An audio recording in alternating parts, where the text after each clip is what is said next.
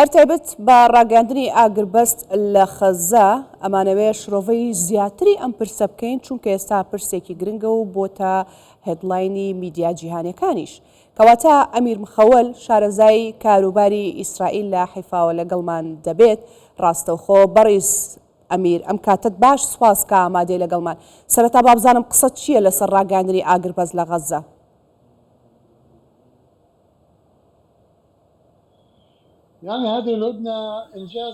بەڵێ ئەم ئاگربەستە دەستکەوتێکی زۆر گرنگە و پێویستیشە بۆ گەلی فەڵەستینی بەڕاستی باید لە هەموو شتێک لەبەرەوەی گەلی فەڵەستینی ڕوبەڕووی شەڕی کۆمەڵکوژی بووەتەوە و ئێستا پێویستە ئەو گەلە ڕزگار بکرێت. خۆت ئەوە ڕزگار بکرێت کە دەکرێت ڕزگار بکرێت. ئەو خەڵکەی لەوێ ماوە بخرێنە بارودۆخێکی باشترەوە. سەرکەوتنی ئاگربەست سەرەتای کۆتایی هاتنی شەڕی سەرغەزەیە بە شێوەیەکی یەکجاری ئەمە بەرەو پێشچوونێکی زۆر باشت بۆ کۆتایی هێنان بۆ شەڕەوە. دڵنیاشم گۆڕانکاری زۆر و کاریگەری گەورەی لەسەر بارودۆخی ناوچەکە بەگشتی دەبێت لەبەرەوەی ئەوەی ڕوونە کە ئێستا هێزی یاخود هێز سنووری هەیەەوە تۆ ناتوانانی بەهێز هەموو شتێک بەجێ بگەێنی وەکو ئەوەی ئیسرائیل دەویست و ئەوەشی کە دەیانویست غەزە بکەم بە نشینگەیەک بۆ خۆیان ئەو بیرۆکێش خەریکە دەکشێتەوە لەبەرەوەی ئەو حکومە سەربازی ئیسرائیل هەمووی کۆتایی پێهات بەڵام لە هەمووی گرنگتر گەڕانەوەی خەڵکی فەڵەستینە بۆ شارەکانیان بۆ ناوچەکانیان ماڵەکانیان. سەرکەوتنی ئاگربەستت کرد پێمان بڵێ بنەماکانی سەرکەوتنی ئاگربەست چۆن دەبێت؟ ئێستا چۆن پێشببینی ئەوە دەکەی کە ئەم ئاگربەستە لە غەزە سەر دەکەوێت؟ واتە دەمێ بڵێم لە ئاگربەستێکی کاتیۆ ببێتە ئاگربەستێکی هەمیشەیی.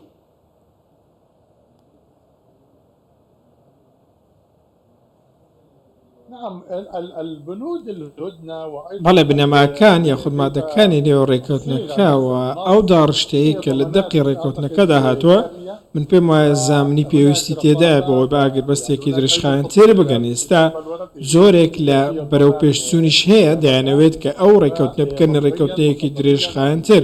قەتەر و مسر و ئەمریکا و کۆمەڵگەی نێودەوڵەتی لەگەڵ حەماس و ئیسرائیل لە هەوڕی ئەو بابەتەدان بەڵام بە شێوەیەکی بنەڕەتی و لە ڕووی کردەیەوە بارودۆخێکی ئەمنی هەیە لە مەیداندا. ئیسرائیل توانای نەماوە گەلی فەڵەستین بە هەمان شێوە توانای شەڕکردنیان نەماوە. پێم وانییە بەڕاستی ئیسرائیل هێزێکی هەبێت بۆ ئەو شەڕە بگەڕێتەوە جارێکی دیکە وەکو ئەوەی لە سەرەتادا بە سڕی هێرشیان دەکرد. ئەگەر چی هێزێک لێرە لەوێ هەبوون بەڵام بە دیرگایەکی گشتگیر بڕوانین ئیسرائیل توانای شەڕکردنی نەماوە بۆ شێوازەوە. دیارە هەمان ئەم نمونەیەش لە لوبنان دروستە وەکەوە ئێستا لەوێ دەگوزارێت. سەرباری هەموو پێشێرکاریەکان دەبین ئیسرائیل لە لوبنانیش توانای ئەو شەڕکردنەی نەماوە دوازار لەوێ کشایەوە. هاتینی دۆناڵد ترامپ کاریگەری لەسەر دیمەنی سیاسی ئیسرائیل دروست کردووە لەبەرەوەی دۆناڵد ترامپ تاکە هێزە کە دەتوانێت ئەو کارە بکە. بەڵێ بەڕێز ئەمیر، بەڵام ئێستا مەرجەکە و قسەکە و چاوەکان لەسەر جموجۆڵەکانی حەماس دەبێت لە غەزە بۆ بەردەوامی ئاگربەستەکە. ئایا پێتان وایە حەماس بتوانێت ئەو ئاگربەستە بەردەوامی پێ بدات؟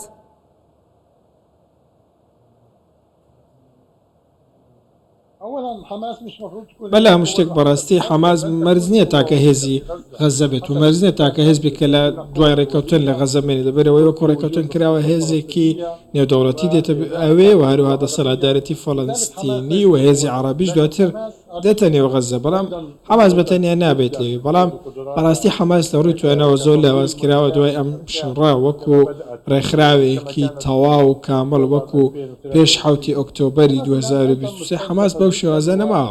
حەماسی ئێستا زۆر لاواز بووە و بەشێک لە توانە سەرکیەکانی لە دەستداوە جگە لەوەش کە مقاومە و گەلی فەڵەستینی یاخود لەلایەکی دیکە لە نەهامەتی زۆر گەورەدان توانای بەرگەگرتنی زیاتریان نەماوە. ئەمە بابەتێک نێتەوە بتوانیت لە چوارچەوەی شەڕدا گرێوی لەسەر بکەیت. بەڵام ئەوە ئێستا گرنگە چیە گەیاندنی هاوکاری مرۆیە بە خەڵکی غەزە دووبارە بنیاتنانەوەی شارەکە و هاوکاریکردنی خەڵکە چونکە ئێستا لەم بارودۆخەی غەزەدا کەسێک ناتوانێت گرێو لەسەر پرسەکان بکات. غەزە مڵکی حەماس نییە، مڵکی خەڵکی فەڵەستینە وەکو کەناری خۆراوە وەکو تەواوی فەڵەستین.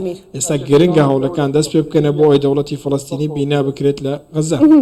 تۆ دەڵێ غەزا موڵکی حەماس نییە، موڵکی خەڵکەکەیەتی، واتە خەڵکی فەڵەستین. بەڵام من بەر لەوەی تۆ لەگەڵ گفتوگۆ بکەم لەگەڵ مامۆستایەکی زانکۆ و شرۆڤەکارێکی سیاسی گفتوگۆم کرد کە ڕاستەوخۆ لە دەوحەوە لەگەڵم بوو. باسی لەوە دەکرد کە خەڵکی غەزا دەسەڵاتی حەماسیان دەوێت و حەماس دەبێت غەزە بەڕێوە بەرێ. پرسیارەکە ئەوەیە ئایا ئیسرائیل ڕێگە بەمانەوە و بوون و جموجۆڵی حەماس دەدا لە ناوچەکە قبولی دەکا؟ بەلام شتێک بەڕاستی من دڵنیانیم لەوەی ئەم قسەیە دروست بێت کە خاڵک حەماسی بوویت هەرچەندە هەندێک زۆرێک لە سەرژمێری و یاخود ڕاپرسی هەبووە بۆ ئەو بابەتە، بەڵام خەڵکی غەزە ماندووە. خەڵک هەست ببرنەوە ناکە، هەست ناکە براوەیە، هەرچەندە ئێستا زۆرێک لە خۆشبەختی دەبینی، بەڵام دواتر هەموو لایەک لەوە تێدەگەن کە چوێران کارێک لە غەزە داوەتەوە. ئەم جۆرە بابەتانە دەبێت بەم شێوازە لێ بڕوانین، لەبەرەوەی غەزەی ئێستا غەزەی پێش 7 ئۆکتۆبەر نیە. لە هەمان کاتدا من پێم وایە کە گەلی فەڵەستینی بەڕاستی دەسەڵاتێکیان دەوێت کە بتوانێت ئاسایش و ئاشتیان بۆ زامن بکات و ژیانێکی شایستە.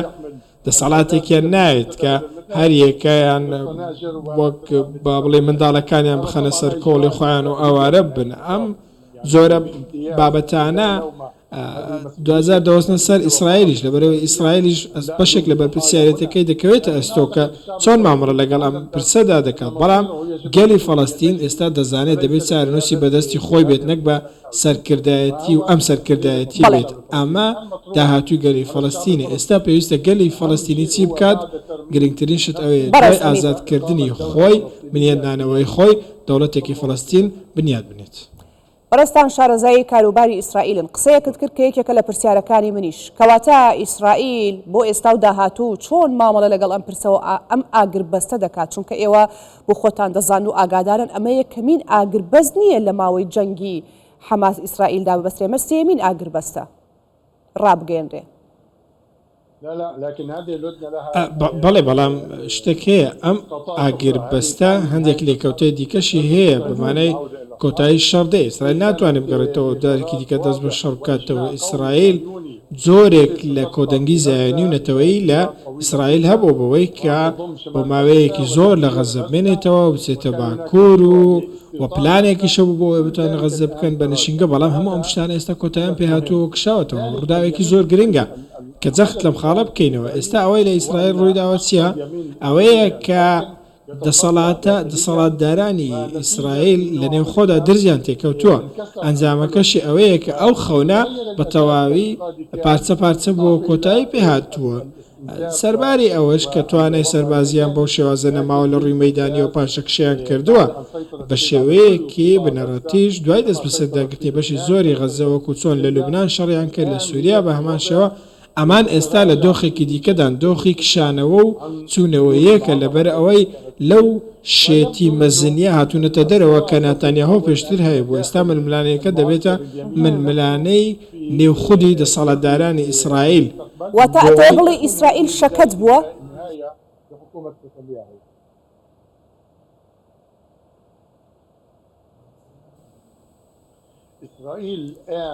ئیسرائیلی ئێستا ئیسرائیلێکە هێزی سەربازی هەیە، بەڵام پرۆژەیەکی سیاسی پێ نییە، پرۆژەیەکی بە شێوازی پێ نییە. لە غەزە و لە لوبنان لە سووریا سنوورەکەی فراوان بووە، بەڵام لە ڕووی استراتیژیەوە دۆڕاوە، لە ڕووی استراتیژی سەربازیەوە دۆڕای بە دۆڕاوی دەستی پێکرد و بە دۆڕاویش کۆتایی پێهێنا. هاوکێشەکە زۆر بە سادەیی بەم شێوەیە. بۆیە ئەوەی کە ئێستا باسی جەنگ لە پێناو جەنگ دەکرێت، سەرباز ناچێت شەڕ بکات. ئەو سەربازانەی کە لە ئیسرائیل پێشتر بەو گڕوتینە شەڕیان دەکرێت ئێستا ئامادە نین. پرسەکە زۆر لەوە ئاڵۆزترە لەوەی پێش 7 ئۆکتۆبەر و تەنانەت لە ماوەی ڕابردووشدا هەبووە. لەبەرەوەی ئێستا ئیسرائیل ڕۆبەڕۆی لێپرسینەوەیەکی نێودەوڵەتیش دەبێتەوە، دادگای تاوانی نێودەوڵەتی و دادگای نێودەوڵەتی داد. بە هەمان شێوە پرۆژەکە زۆر بەو سادەیە نییە. ئەوەی ناتانیاهۆ ویستی، ئەوەی ڕاستڕۆکان ویستیان، ئەوەی کە بتوانن کەناری خۆراوەش بکەم بۆ شێک لە ئیسرائیل. جارێکی دیکە دۆزی فەڵەستینی هێنایە پێشەوە. کاتێک دۆناڵد ترەمپ دەگەڕێتەوە دەبینێت کە ناوچەکە گۆڕاوە و ئەوە نییە کە پێش 4 ساڵ جێی هێشتووە. بەڕێز ئەمیر، کەواتە ئەوەی من لە قسەکانی تۆ تێگەیشتم ئەوەیە ئەتێ بڵێ ئیسرائیل ئەم عقلەتی ئیسرائیل ئەم عقلەتی ئێستای عقلێکی بەڕێوەبردننی سەربازیە واتە تەنها سەربازیە عقلی بەڕێوەبردننی سیاسی و استراتیژی و ئەوەی نییە ئیسرائیل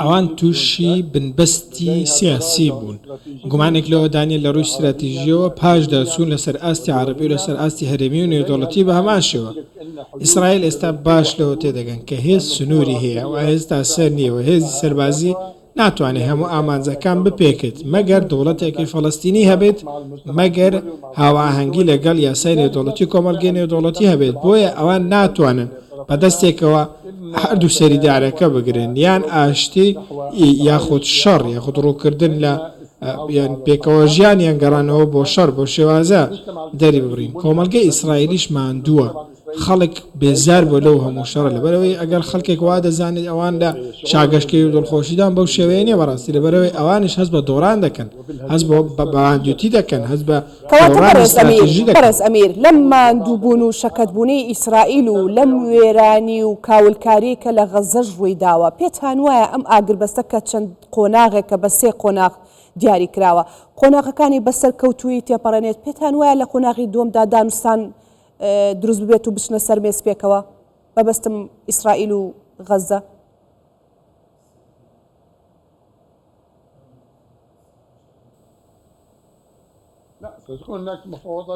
من پێم وایە کە گفتوگۆی فەڵەستینی هەبێت و بابەتەکە تەنیا لە نێوان غەزە و ئیسرائیل نابێت لەبەرەوەی غەزە بەشێکە لە فەڵەستین دەبێت گفتوگۆکە لە نێوان فەڵەستین و ئیسرائیل بێت فراوانتر بکرێت دەبێت بڕیا لە چارەنووسی گەری فەڵەستین بدە لەگەڵ ڕێکخراوی ئازادکردن دەبێت نەک لەگەڵ فەتح و حەماس و ئەم بەرەی یاخود نەتەوەیی بەڵکو دەبێت لەگەڵ نوێنەری فەرمی گەڵی فەڵەستین بێت بۆیە من پێم وایە بابەتەکان لە چوارچێوەی چارەسەری دوولایەنە نامێنەوە بەڵکو دەبێتە چارەسەرێکی نێودەوڵەتی چارەسەرێک کە بیوێت هەردوو دەوڵەت بینا بکات ئەم چارەسەرش کۆمەڵگەی نێودەوڵەتی تا ڕادەیەکی زۆر لەسەری کۆکە نەک ئەوەی کە دانوستان لە نێوان دوولایەندا هەبێت و جیاوازە لەوەی کە لە سەرەتای شەڕ هەبوو لە سەرەتای ڕاگەاندنی شەڕ لەسەر غەزە ئێستا دەگوترێت دەبێت پێویستە چارەسەر بەسەر فەڵەستیندا بسەپێندرێن نەک چارەسەر لەوێ بەڕێز ئەمیر مخەوەل شارەزای کاروباری ئیسرائیل لە حیفا و لەگەڵم بووی سواس دەکەم